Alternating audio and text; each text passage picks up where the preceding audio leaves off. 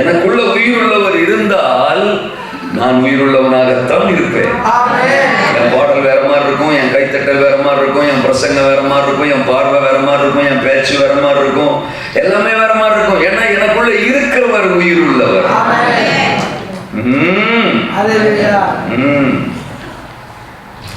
தேவன் உங்களை பெருக பண்ணுவாரா? இந்த ஊழியத்தை பல ஆயிரம் மடங்கு பெருக பண்ணுவாரா? உலகத்துக்கு தெரியும் சார், நாம் ஆராதிக்கிற தேவன் சர்வ வல்லவர் என்று. அவருக்கு நிகரானவர் இந்த உலகத்துல யாரும் இல்லைன்னு உலகத்துக்கு தெரியணும். ஆமென். சோதரம். இன்னும் தமிழ் பேசுற மக்கள் நம்ம எல்லைகள்ல எத்தனையோ பேர் இருக்கிறாங்க. அவங்க எல்லாம் ரட்சிக்கப்படணும் இல்லையா? அவங்க எல்லாம் நம்முடைய சபைக்கு வரணும் இல்லையா? அது மட்டும் இல்ல, தமிழ் பேசாதவர்களும் சேர்ந்து நம்ம கூட ஆராதிக்க கூடாதுன்னு சட்டம்லாம் இல்லை. அவங்களும் வந்து நம்ம சபையில நம்ம கூட உட்கார்ந்து கர்த்தரை மகிமைப்படுத்தணும், ஆராதிக்கணும். தேவன் நம்மோடு கூட பேசும்படிக்கு திருப்பிக் கொள்ளலாம். யோவான் 21:15. அவர்கள் போஜனம் பண்ணின பின்பு இயேசு சீமோன் பேதுருவை நோக்கி, யோனாவின் குமாரனாகிய சீமோனே, இவர்களிலும் அதிகமாய் நீ என்னிடத்தில் அன்பாய் இருக்கிறாயா என்றார். அதற்கு அவன், ஆம் ஆண்டவரே, உம்மை நேசிக்கிறேன் என்பதை நீர் அறிவீர் என்றார். அவர், என் ஆட்டுக்குட்டிகளை மேய்ப்பாயாக என்றார். கர்த்தருடைய பரிசுத்த நாமத்துக்கு ஸ்தோத்திரம். இந்த சம்பவத்தை நீங்க படிச்சிருப்பீங்கன்னு நான் நம்புறேன். ஸ்தோத்திரம். இதுல என்ன எழுதப்பட்டிருக்கு? சீமோன் பேதுருவை இயேசு பார்த்து ஒரு கேள்வி கேட்கிறார். நீ என்னிடத்தில் அன்பாய் இருக்கிறாயா? அங்க கொஞ்சம் பேர் சீமோன் பேதுருவை சுற்றிலும் இருக்கிறார்கள். அவர்கள் எல்லாரையும் நீ என்னிடத்தில் அன்பா இருக்கிறாயா? இயேசு கிட்ட நான் அன்பா இருக்கிறேங்கிறது ஒரு விதம். என்னை சுற்றி இருக்கிறவங்க எல்லார காட்டிலும் நான் அவரிடத்தில் அன்பா இருக்கிறேன் என்பது இன்னொரு விதம். ஆண்டவர் எப்பொழுதுமே நம்ம கிட்ட மற்றவர்களோட கம்பேர் பண்ணி அவங்க ஆண்டவரை நேசிக்கிறத விட நாம ஆண்டவரை எப்படி நேசிக்கிறோம் என்பதை அறிய விரும்புகிறார். இவர்கள் எல்லாரும் பார்க்கிலும் நீ என்னிடத்தில் அன்பா இருக்கிறாயா? அது ரெண்டு கோணத்துல எடுத்துக்கலாம். இவங்க எல்லாரும் மேலையும் நீ வச்சிருக்கிற அன்பை விட என் மேல வச்சிருக்கிற அன்பு அதிகமா?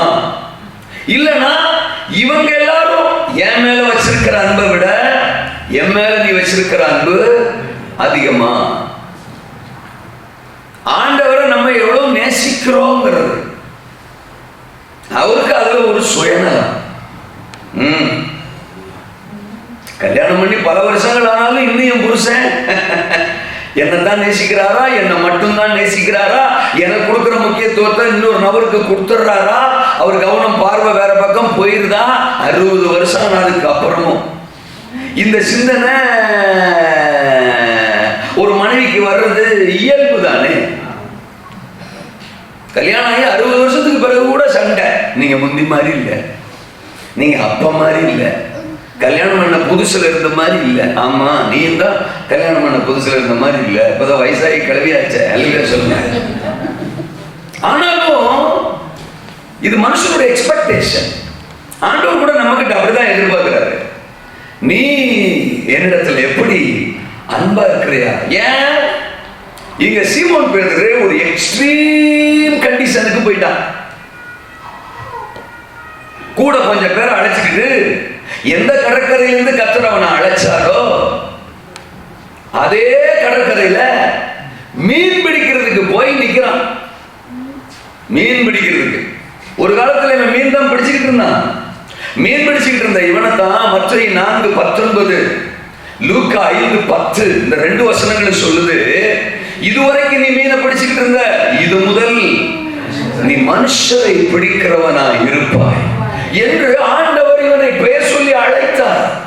அவருடைய ஊழியத்திற்கென்று, அவருடைய திட்டத்திற்கென்று, அவருடைய பணியை செய்வதற்கென்று, அவருக்காக வாழ்வதற்கென்று ஒரு அழைப்பு ஆண்டவரை சந்தித்த நாள்ல இவனுக்கு உண்டானது.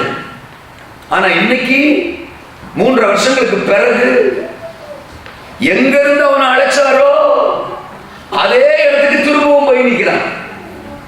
3 வருஷம் தேவனோட நடந்தவன், தேவனுடைய சத்தத்தை கேட்டவன், அற்புதங்களை பார்த்தவன், அற்புதங்களை ருசித்தவன், அற்புதங்களை செய்தவன், சீஷர்களில் பிரதானமானவராக இருந்தவன், ஆண்டவருடைய நெருங்கிய வட்டத்தில் அடையாளம் காணப்பட்டவன், இப்போ எல்லாத்தையும் மறந்துட்டு எல்லாத்தையும் தொலைச்சிட்டு திரும்பவும் மீன் பிடிக்க கடற்கரையில் போய் நிற்கிறான். போயிட்ட போ, நீ இல்லைன்னா எனக்கு 1000 பேதரு, நீ இல்லைன்னா எனக்கு வேற ஆளே இல்லையா, உன் ஸ்தானத்துல இன்னொரு நபரை வச்சு உன்னை வச்சு செய்ய தீர்மானிச்சிருந்தால அந்த மனுஷனை வச்சு என்னால செய்துவிட முடியும் என்று சொல்லுகிறவர் அல்ல நம்முடைய கர்த்தர். உன் ஸ்தானம் உனக்கு தான், உன்னுடைய அழைப்பு உனக்கு தான், உன்னை குறிச்சு என் உள்ளங்கையில வரையப்பட்டது உனக்கு தான். நீ என்ன மறக்கலாம், நீ என்ன தூக்கி எறியலாம், நீ ஒதுங்கி போலாம், விலகி போலாம், ஓரமா நிக்கலாம். ஆனா நான் ஒரு நாள் உன்னை மறக்கிறது இல்லை, ஒதுங்கி போறது இல்லை, ஒதுக்குறது இல்லை, வெறுக்கிறது இல்லை. இன்னைக்கும் நான் உன்னை தேடி அதே கடற்கரைக்கு வந்திருக்கிறேன், அதே கடற்கரைக்கு வந்திருக்கிறேன். மீன் தானே வேணும், இந்தா மீனையும் தாரேன், பிடிச்சோ, சாப்பிட்டுக்கோ, பொறிச்சு கூட தரேன், சாப்பிட்டுக்கோ. சாப்பிட்டு முடிச்சிட்டியா, கிளியரா, வயிறு நிறைஞ்சிட்டா, அதான உன் தேவை, அதான உனக்கு முக்கியம், கொடுத்துட்டேன். எங்க ஊர் பாஷையில சொன்னா நல்லா துண்ணு தோதா, நல்லா தின்னு. திங்க விட்டு வேடிக்கை பார்க்கிறாரு. அங்க 15 வசனத்துல படிச்சீங்கன்னா அவர்கள் போஜனம் பண்ணின பின்பு ஓரமா நிக்கிறாரு. சாப்பிடு சாப்பிடு சாப்பிடு, இதுக்கு தானே வந்த இங்க இந்த கடற்கரைக்கு, திங்கணும் ஜோறு மீன், அதான ஆசை, தின்னு, நல்லா தின்னு, மூக்கு மூட்டை தின்னு, மூச்சு மூட்டை தின்னு, தோத்த தின்னு முடிச்சிட்டியா, டன், உன் ஆசை நிறைவேறிடுச்சு, உன் திட்டம் நிறைவேறிடுச்சு, ஓகேவா? இப்ப can I speak with you, உங்களை நான் பேசலாமா, நான் வந்து நோக்கத்தை உனக்கு சொல்லலாமா அப்படின்னு ஸ்டார்ட் பண்ற. என்கிட்ட அன்பா இருக்கிறியா? இவர்களிலும் அதிகமாக என்னிடத்தில் அன்பு கூறுகிறாயா? நான் உனக்கு ஒன்று சொல்றேன், இந்த ஆட்டுக்குட்டிகளை மேய்ப்பாயாக, ஆடுகளை மேய்ப்பாயாக. என்ன, அவனுக்கென்று ஒரு ஓட்டத்தை, அவனுக்கென்று ஒரு எதிர்காலத்தை, பேதுருவுக்கென்று ஒரு ஊழியத்தை, ஒரு அழைப்பை, ஒரு திட்டத்தை பரலோகத்தின் தேவன் முன்குறித்து வைத்திருக்கிறார். இருக்கீங்களா? நீ எவ்வளவு தூரம் போனாலும் அவ்வளவு தூரம் நான் வருவேன், நீ எவ்வளவு விலகி போனாலும் பக்கத்துல நான் வருவேன். நான் எதுக்கு வருவேன்? உன் திட்டத்தை நிறைவேற்றதுக்கு வருவேன். அது முடிஞ்ச உடனே என் திட்டத்தை ஒன்ன கொண்டு நிறைவேற்றி முடிக்கவும் வருவேன். நீ நினைச்சுக்கிறவ உன் திட்டத்தை நிறைவேற்றுறதுக்கு தான் நான் வர்றேன்னு. யார் சொன்னா? நான் உன்னை அழைச்சதே உன் திட்டத்தை நிறைவேற்றுறதுக்கு இல்லை, நான் உன்னை தெரிஞ்சுக்கிட்டதே உன் விருப்பத்தை நிறைவேற்றுறதுக்கு இல்லை. உன் விருப்பத்தெல்லாம் நிறைவேற்றுவேன், உன் தேவை எதுவோ அதை சந்திப்பேன், உன் காரியம் என்னவோ அதெல்லாம் நான் பார்த்துக்கிருவேன். அதை தாண்டி உன்னை குறித்து எனக்கு ஒரு மகிமையான உன்னத திட்டம் இருக்கிறது. அது நிறைவேறி முடிகிற வரைக்கும் உன்னை நான் ஆமேன் சொல்லவில்லை என்றாலும் விடப்போவது இல்லை. இருக்கீங்களா? சீமோனே எழுந்து வா, சிறந்த எதிர்காலம் உனக்கு. அதுதான் இன்னைக்கு என் பிரசங்கம். ஆமென் சொல்லுங்க. சீமோனே எழுந்து வா, சிறந்த எதிர்காலம் உனக்கு. நீ எந்த நிலையில் இருக்கிற அந்த நிலையிலிருந்து கமான், ஒரு விசை கூட நீ எழுந்து வா. லூக்கா 5:10 முதலாம் அழைப்பு, யோவான் 21:15 இரண்டாம் அழைப்பு. அதே பேதுருக்கு தான் மறுபடியும் ஒரு அழைப்பு, மறுபடியும் ஒரு அழைப்பு. இதே கடற்கரையில தான் முதலாவது ஒரு அழைப்பு பேதுருக்கு வந்துச்சு. நான் உன்னை மனுஷரை பிடிக்கிறவனா மாற்றுவேன்னு. தூங்குற ஆளல்ல, மனுஷரை பிடிக்கிறவனா மாற்றுவேன். பெரிய விஷயம் தான்.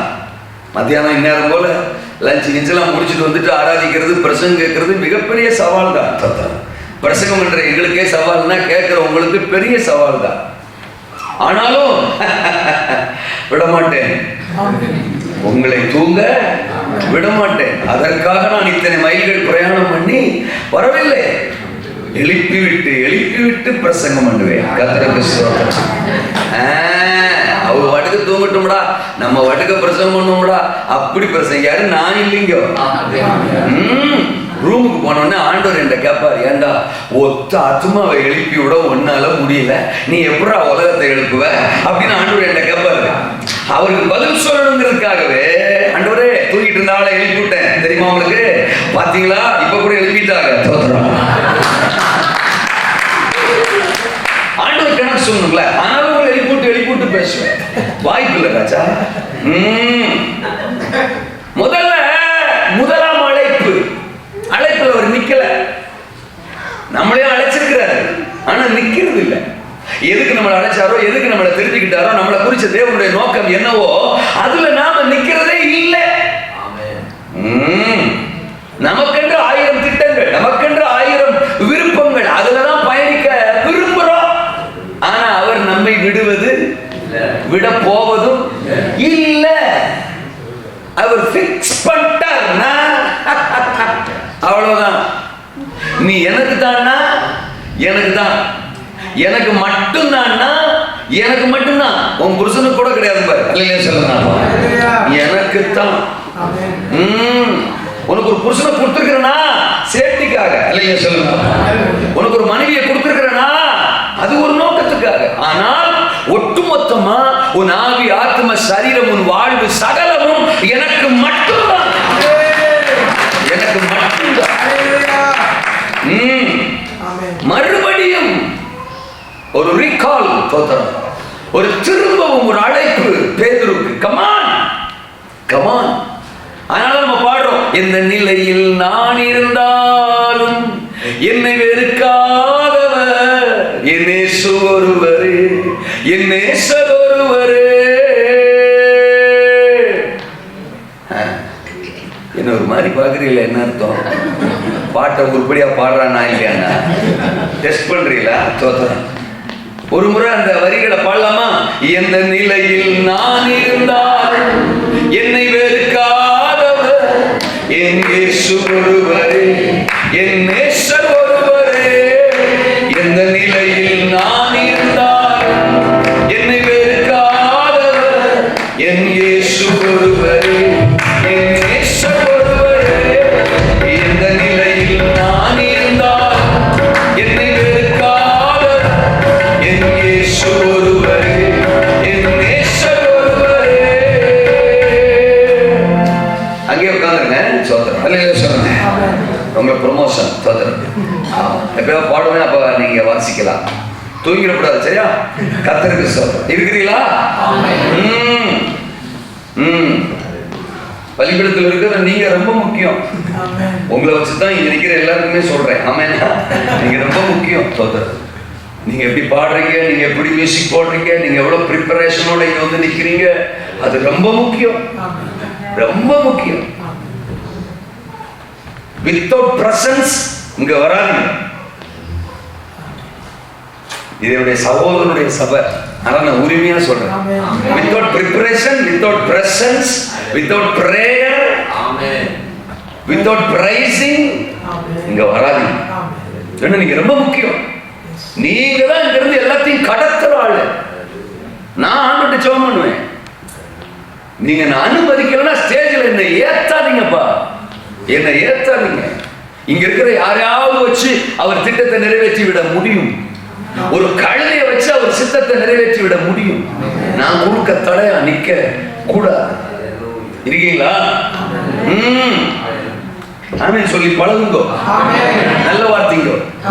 உற்சாகமா இருந்து பழகுங்கோ. நல்ல வார்த்தைங்கோ. வரப்போற ஆட்களுக்கு நீங்க தான் முன்மாதிரிங்க. உங்களை பார்த்து அவங்க அடுத்த வாரம் வராம போயிடக்கூடாது. உங்களை பார்க்கறதுனால அவங்க வரணுங்க. நான் சொல்றது புரியுதுங்களாங்கோ? இந்த பிரதர் சிஸ்டர் எவ்வளவு சந்தோஷமா இருக்காங்க. இதுதான் சண்டே போயிருவாங்க போல தெரியுது. இதனாலதான் அவங்க சர்ச்சை மிஸ் பண்ண மாட்டாங்க. அப்படின்னு நம்மளை பார்த்து அவங்க அடுத்த வாரம் ஓடி வரணும். தெரியாதனமா வந்துட்டோம்டா, இவ்வளவு பரிதாபமா நிக்கிறாங்கடா, இந்த முகத்தை பாக்குறதுக்காடா சர்ச்சுக்கு வந்தோம். இனிமே சுட்டு போட்டால் இந்த ஏரியா பார்க்க வரவே கூடாது, பின்னங்கால் பிரதிநிதிக்க ஓடிடப்படாது. அல்லேலூயாவா. கழுதைய போட்டாவில் வச்சு சொல்றான், என்னை பார் யோகம் வரும்ன்றான். கழுதைய போட்டாவில் வச்சிருக்கான். சோத்திரம். உங்களுக்கு தெரியுமான்னு தெரியல, தமிழ்நாட்டுல நிறைய இருக்கும் கழுதை போட்டோ இருக்கும். என்னை பார் யோகம் வரும்னு கீழே எழுதியிருப்பான். ஒரு கழுதைய பார்த்தாலே யோகம் வரும்னா நான் இயேசுவோட பிள்ளை, நான் அழைப்பு பெற்ற பிள்ளை, அபிஷேகம் பெற்ற பிள்ளை. என்னை பார்த்தா எல்லாம் வரும்.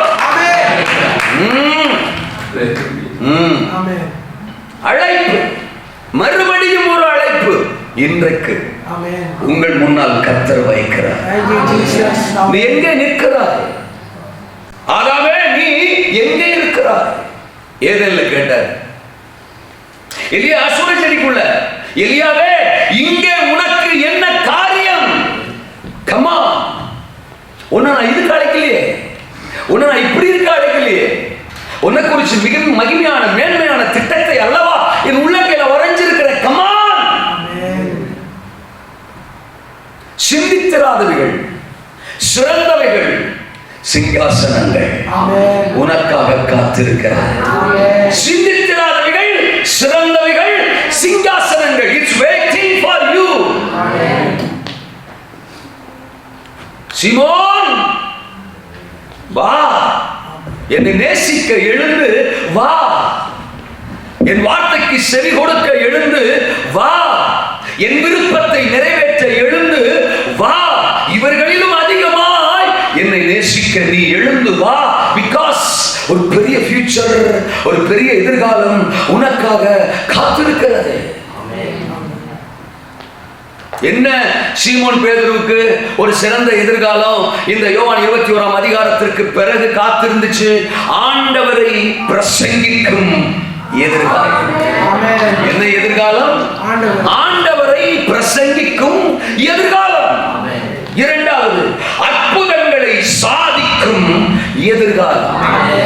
அற்புதங்களை சாதிக்கும் எதிர்காலம். மூன்றாவது, ஆயிரங்களை திருப்புகிற எதிர்காலம்.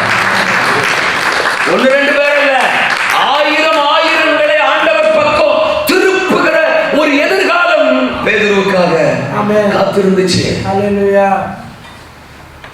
அப்போஸ்தலர் நடவடிக்கைகள்ல 2ஆம் அதிகாரத்துல பெந்தெகோஸ்தே நாள்ல பரிசுத்த ஆவியானவர் பேதுரு மேல ஊற்றப்பட்ட பிறகு எல்லாம் மாறிச்சு. எல்லாம் மாறிச்சு. பேதுருவின் முந்தைய நிலை மொத்தமா மாறிட்டு, சுத்தமா மாறிச்சு. இருக்கீங்களா? அந்த ஒரு எதிர்காலத்துக்கு தான் மறுபடியும் ஒரு அழைப்பை பேதுருவுக்கு முன்னால கர்த்தர் வைத்தார். உன்னை எதுக்கு அழைச்சேன்? எதுக்கு என் கூட வச்சிருந்தேன்? எதுக்கு 3 வருஷமா என் கூட இருந்த? கண்ணு மூடி தூங்குறதுக்கா? எதுக்கு? சீமோன் பேதுரு தூங்குறதுல ஸ்பெஷலிஸ்ட். அவரு கெத்செமனேலையும் தூங்குவாரு, அவரு சிறைச்சாலையில தூக்கி போட்டாலும் என்ன செய்வாரு? தூங்குவார். அவர் அதுக்குன்னே பல டிகிரி எல்லாம் முடிச்சிருப்பார் போல தெரியுது. ஆனாலும் தூங்குறவனை தான் தூக்குவாருங்க ஆண்டவர். சொல்லுங்க. இன்னொன்னு சொல்லவா? தூங்குறவனுக்காக ஏங்குவாருங்க ஆண்டவர். தூங்குனாலும் பரவாயில்ல, நான் ஏங்குகிறேன் உனக்காக, உன்னை தூக்குவேன். ஏன்னா ஆண்டவரை பிரசங்கிக்கும் எதிர்காலம். இன்னைக்கு என் வார்த்தையை கேட்கிற உங்க ஒவ்வொருத்தரை பார்த்து ஆண்டவர் சொல்றாரு, ஒரு மிகப்பெரிய ஃபியூச்சர் உங்களுக்கு காத்திருக்கு. ஒருவேளை இப்ப சம்பாதிக்கிறவர் நீங்க அதிகமா சம்பாதிப்பீங்க அப்படின்னு சொல்றதுக்கு நான் வரல. அல்லையா சொல்லுங்க. 1க்கு 2 வீடு கட்டுவீங்க, அப்படி ஒரு எதிர்காலம் வரலங்க. 4 கார் வாங்குவீங்க அப்படின்னு சொல்றதுக்கு நான் வரலங்க. அதெல்லாம் சும்மாங்க சாப்பா மேட்டருங்க. அல்லையா சொல்லுங்க. நீங்க அப்பாவுக்கு ஊழியம் செஞ்சா அதெல்லாம் சர்வசாதாரணமா, அதெல்லாம் பிரசங்கம் பண்றதுக்கு நான் கோட்டு வேற போடணுமா? எனக்கு அந்த பிரசங்கங்கள் எல்லாம் உடன்பாடு இல்லைங்க. ஐஸ்வர்ய சம்பன்னரே எனக்குள்ள, அப்புறம் புதுசா ஐஸ்வர்யம் வரணும்னு பேசுறது. ஒரு ஐஸ்வர்யம் வரும், இனிமே தான் வருமா? என்னைக்கு ராஜா எனக்குள்ள வந்தாரோ அன்னைக்கே எனக்கான ஐஸ்வர்யம் வந்துட்டு. ஏன்டா அப்படி பிரசங்கத்தை எதிர்பார்க்காதீங்க. அப்படி நீங்க எதிர்பார்த்தீங்கன்னா தப்பா தவறா என்ன கூப்பிட்டீங்க. நீங்க தொடர்பு கொள்ள வேண்டிய முகவரி பாஸ்டர் எரிக் அவர்கள். அல்லேலூயா சொல்லுங்க. என்ன கூப்பிடாதீங்க. அல்லேலூயா சொல்லுங்க. நீங்களே ஐஸ்வர்யங்க. உங்களுக்கு என்ன ஐஸ்வர்யம்? நீங்களே சொத்துங்க. உங்களுக்கு என்ன சொத்து? உங்களுக்குள்ள கிறிஸ்துவ சொத்து. நீங்கள் ஆயிரங்களுக்கு ஆசீர்வாதங்க. உங்களுக்கு என்ன ஆசீர்வாதம்? நீங்களே விடுதலை. உங்களுக்கு ஏன் விடுதலை? நான் சொல்றது உங்களுக்கு புரியுதா? நம்முடைய சிந்தை மாறணும். இன்னும் நமக்காக ஒருத்தர் ஜெபம் பண்ணணும், நமக்கு ஒரு தீர்க்க தரிசனம் சொல்லணும், நமக்கு ஒரு ஆசீர்வாதம் வரணும், அப்படிலாம் எக்ஸ்பெக்ட் பண்றது தவறுங்க. எல்லாத்தையும் ஏற்கனவே உங்க பாக்கெட்டுக்குள்ள நீங்க வச்சிருக்கிறீங்க, உங்களுக்குள்ள நீங்க வச்சிருக்கிறீங்க. பேதுரு சொல்றான் அலங்கார வாசல் சப்பானி கிட்ட, நீ நினைக்கிற பொன்னும் வெள்ளியும் என்னிடத்தில் இல்லை. அவன் யோசிச்சிருப்பான், ஆத்தாடி அப்ப நான் எதிர்பார்க்கிறது உங்ககிட்ட இல்லையா? பிச்சைக்காரன் இல்ல அவன் என்ன பெருசா எதிர்பார்த்திருப்பான்? பிச்சைக்காரன் தோத்துறான். ஒரு 10 பிராங்க் எதிர்பார்த்திருப்பானா, 5 பிராங்க் எதிர்பார்த்திருப்பானா, 2 பிராங்க் எதிர்பார்த்திருப்பானா? அந்த 2 பிராங்க் கூட பேதுருக்கிட்டயா இல்லையாமா? பேதுரு சொல்றான், நீ எதிர்பார்க்கிறது என்கிட்ட இல்ல அப்படின்னா அவன் என்ன தெரியுமா சொல்லிருப்பான்? அண்ணே வந்து பக்கத்துல உட்காருங்கண்ணே. சொல்றது புரியுங்களா அவனுக்கு? வந்து பக்கத்துல உட்காருங்கண்ணே. தோத்துருவான். நான் சொல்லி கொடுக்குறேண்ணே. யா கையை எப்படி வச்சுக்கணும்ண்ணே, கையை எப்படி வச்சுக்கணும்ண்ணே. தோத்துற கொஞ்சம் சோகமா சொல்லணும்ண்ணே. யா அம்மா அதுக்கேற்ற மாதிரி போடுவாங்க. அப்படி நம்ம டீச் பண்ணிருப்பான். அல்ல இல்லையாவா? ஒண்ணும் இல்லை. நான் எதிர்பார்க்கறது கூட ஒன்ட்டு இல்லைன்னா அப்ப நீ என்ன விட மோசமான பிச்சைக்காரனா? என்ன பேச விடு, என் ஸ்டேட்மெண்ட்டை ஃபினிஷ் பண்ண விடு. நீ எதிர்பார்க்கிறது என்கிட்ட இல்ல, ஆனால் நீ எதிர்பாராதது என்கிட்ட இருக்கு. What you never ever expected, that is within me. That is Jesus Christ of Nazareth. நசரேயனாகிய இயேசு கிறிஸ்துவின் நாமம். இருக்கிறீங்களா? இப்படி ஒண்ணு சொல்ல ஒண்ணு பிச்சைக்காரன் எதிர்பார்க்கவே இல்லை. இவரா சொல்ற நீ அம்மா அவரே எனக்குள்ள இருக்கிறாரு. வெள்ளியும் பொன்னும் என்றல்ல, அந்த வெள்ளியையும் பொன்னையும் சிருஷ்டித்தவர். வெள்ளி அவருடையது, பொன்னும் அவருடையது, பூமி அவருடையது, உலகம் அவருடையது, உலகத்தின் நிறைவு அவருடையது, பூமியின் நிறைவு அவருடையது, சகலமும் அவருடையது. அவரோ என்னுடையவர். அவரோ என்னுடையவர். இருக்கீங்களா? ஆண்டவரே ஒரு சிலர் ஆமீன் சொல்லவே மாட்டாங்கப்பா. போட்டு கொடுத்துருவேன், ஜாக்கிரதை. எங்க நிக்கிற பேதுரு நீ? எங்க நிக்கிற எலியா நீ? உனக்கு திரும்பவும் ஒரு அழைப்பை கொடுக்கதான் இந்த மாலை நேரத்துல நான் வந்திருக்கிறேன். ரைட் பிளேஸ்ல நீ நிக்கல, உனக்கான பிளேஸ்ல நீ நிக்கல, உனக்கான இடத்துல நீ நிக்கல, தவறான இடத்துல நிக்கிற. பேதுரு, you are standing in a wrong place. என்ன கடற்கரையில வந்து நிக்கிற? என்ன மீன் பிடிக்கிற இடத்துல வந்து நிக்கிற? Who are you? Is it your calling? இதுதான் உன் அழைப்பா? இல்லையே. அழைப்புக்கு எதிரான ஒரு இடத்துல நிக்கிற, அழைப்பை தொலைச்சிட்டு ஒரு இடத்துல நிக்கிற, சோர்ந்து போய் நிக்கிற, சோகமா நிக்கிற, பயந்து போய் நிக்கிற, பரிதாபமா நிக்கிற, பாவமா நிக்கிற, பலவீனமா நிக்கிற, மறுதலிச்சு நிக்கிற, மறந்து போய் நிக்கிற, மரண பயத்தோடு நிக்கிற. எங்க நிக்கிற? Who are you? Come on, once again. திரும்பி வா. ஒரு சிறந்த எதிர்காலம், என்னை பிரசங்கிக்கிற ஒரு எதிர்காலம், நான் யாருன்னு உலகத்துக்கு சொல்லுகிற ஒரு எதிர்காலம், என்னை நிரூபித்து காட்டுகிற ஒரு எதிர்காலம், இயேசு கிறிஸ்து யாருன்னு இந்த உலகத்திற்கு அறிவிக்கிற ஒரு எதிர்காலம். அப்போஸ்தலர் 2ஆம் அதிகாரம் 14ஆம் வசனத்திலிருந்து படிக்கிறோம். பரிசுத்த ஆவி பேதுருவின் மேல இறங்கி வந்த உடனே 11 பேரோடு கூட எழுந்து நின்று he started to preach about Christ. அங்க வந்த கூட்டத்துக்கு முன்னால இயேசு கிறிஸ்துவை குறித்து பிரசங்கிக்கிறான். நான் இயேசுவோட கூட இருந்தவன், நான் இயேசுடைய சீசன் அப்படின்னு ஒரு வேலைக்கார பெண்ணிடம் சொல்ல மறுத்தவன், மறந்தவன், பயந்தவன் இப்போ கூடி வந்திருக்கிற ஆயிரக்கணக்கான மக்களுக்கு முன்னால நின்று சொல்றான், servant of God. நான் கர்த்தருடைய ஊழியக்காரன். நான் ஆராதிக்கிற ஒருவர் இருக்கிறார். அவர் தான் வானத்தையும் பூமியும் அண்ட சராசரங்களையும் படைத்தவர். அவர் தம் சொந்த குமாரனை உங்களுக்காக உங்களை ரட்சிக்கும்படிக்கு இந்த பூமிக்கு அனுப்பினார். அவர் கல்வாரி சிலுவையில் தன் ஜீவனை விலை கிரயமாய் கொடுத்தார். மரித்தார், அடக்கம் பண்ணப்பட்டார். மூன்றாம் நாளில் மரணத்தை பாதாளத்தை ஜெயித்து உயிரோடு எழுந்தார். அவரை விசுவாசிக்கிறவருக்கு நித்திய ஜீவன் உண்டு. நீங்கள் தான் அவரை கொலை செய்தீர்கள். தேவனோ அந்த ஜீவாதிபதியை எழுப்பினார். அதற்கு நாங்கள் சாட்சிகள் அப்படின்னு தைரியமா தில்லா திமிரா தெம்பா பயம் இல்லாம பிரசங்கிக்கிற ஒரு அழைப்பு, ஒரு ஃபியூச்சர், ஒரு எதிர்காலம். அது பேதுருவின் மேலே இருக்கீங்களா?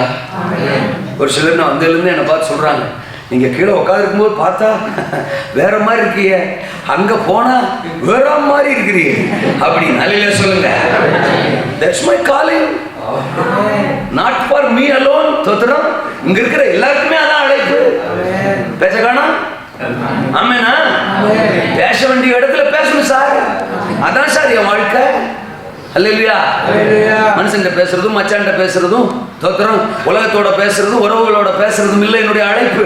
உன்னதர பேசுறது தான் என்னுடைய அழைப்பு. பலவீனத்தை பேசுறதும், நெகட்டிவா பேசுறதும், பொறாமையா பேசுறதும், பெருமையை பேசுறதும், தோத்திரம் இச்சையை கலந்ததை பேசுறதும், பொருளாசையை பேசுறதும், தோத்திரம் எதிர் வீட்டு ஜன்னல பேசுறதும் இல்லை என்னுடைய அழைப்பு. ஏசுநாதர் உயிர் உள்ளவர்ங்கிறத பேசுறதா என்னுடைய அழைப்பு. இருக்கீங்களா? அவரை பத்தி பேச சொல்லிட்டீங்கனாலே வீரம் அது பாட்டுக்க வந்துடும். இருக்கீங்களா? பேதுருக்கா தான் வந்துச்சு. அப்படி ஒரு எதிர்காலம் நம்ம ஒவ்வொருத்தருக்கும் காத்திருக்கு. ஆமென் சொல்ல மாட்டீங்களா?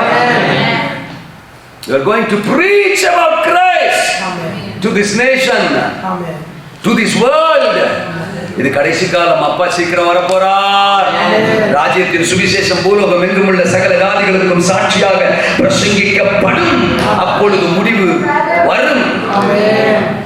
நீங்க உங்க அழைப்பை புரிஞ்சுக்கிட்டீங்கன்னா, நீங்க ஆண்டவருக்கு உங்களை அர்ப்பணிக்க முடியும்னா, உங்களை ஆயிரங்களுக்கு லட்சங்களுக்கு ஆண்டவர் அறிவிக்கிற ஒரு பாத்திரமா பிரகாசிக்க வைப்பார். பிரகாசிக்க வைப்பார். நம்ம சர்ச்சில் கிடைக்கிற ஒத்த பாட்டுக்கு சண்டை ஓட்டு கிடக்கும். எனக்கு பாட்டு கொடுக்க மாட்டாங்க, உனக்கு பாட்டு கொடுக்க மாட்டாங்க, எனக்கு சான்ஸ் கொடுக்க மாட்டாங்க, உனக்கு சான்ஸ் கொடுக்க மாட்டாங்க. அவங்க என்ன பாடுறாங்க, என்னெல்லாம் விட்டா அப்படியே நான் பாடுனா எல்லாரும் ஓடிடுவாங்க. அப்படி பாடுவோம் நான். ஆனா எனக்கு மைக் என்ன செய்ய மாட்டாங்க, கொடுக்க மாட்டாங்க. நாம சண்டை ஓட்டு கிடக்கும். ஆனா நம்ம மேல இருக்கிற அழைப்பு நமக்கு புரிய மாட்டேங்குது. நம்ம ஆயிரங்களுக்கும் லட்சங்களுக்கும் அவர் நாமத்தை அறிவிக்கிற எதிர்காலத்துக்குரியவர்கள் இருக்கீங்களா? என் சர்ச்சில் சொல்லுவேன், பிரசங்கம் பண்ண சான்ஸ் வேணும், கிளம்பி தெருவுக்கு போ, கிளம்பி ரோட்டுக்கு போ, கிளம்பி கிராமத்துக்கு போ. இங்க நான் பிரசங்கம் பண்ணிக்கிறேன். நான் சொல்றது புரியுங்களா? ஏன்னா நான் அங்க பிரசங்கம் பண்ணிட்டு தான் இங்க வந்தேன். தெருவுக்கு போ. மேடை அங்க ஏற்கனவே போட்டிருக்கு. அங்க ஜனங்கள் ஆத்துமாக்கள் ஏற்கனவே இருக்கிறாங்க.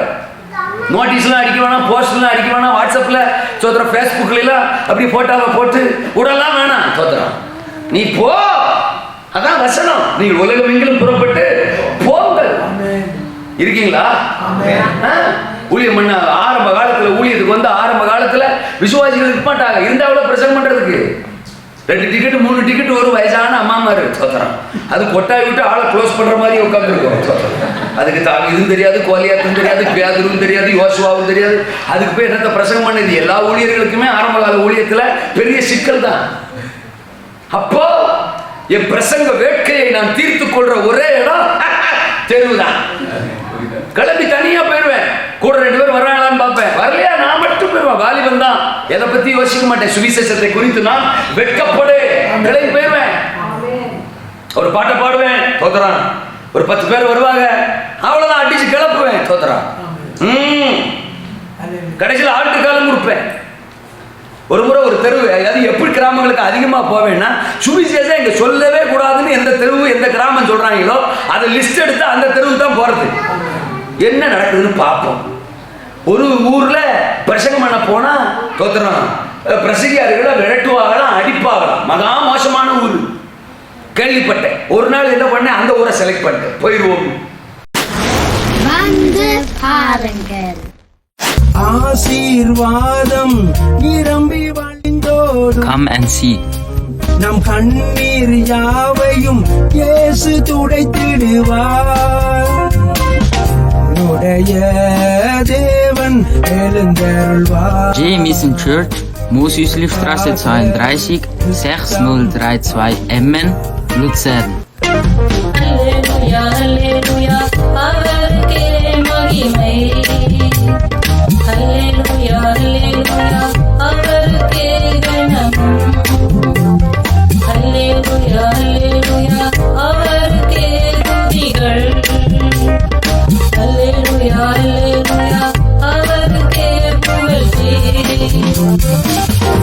உடைய தேவன் எழுந்தருள்வார். எனக்காக யுத்தம் பண்ணுவார். உடைய தேவன் எழுந்தருள்வார். எனக்காக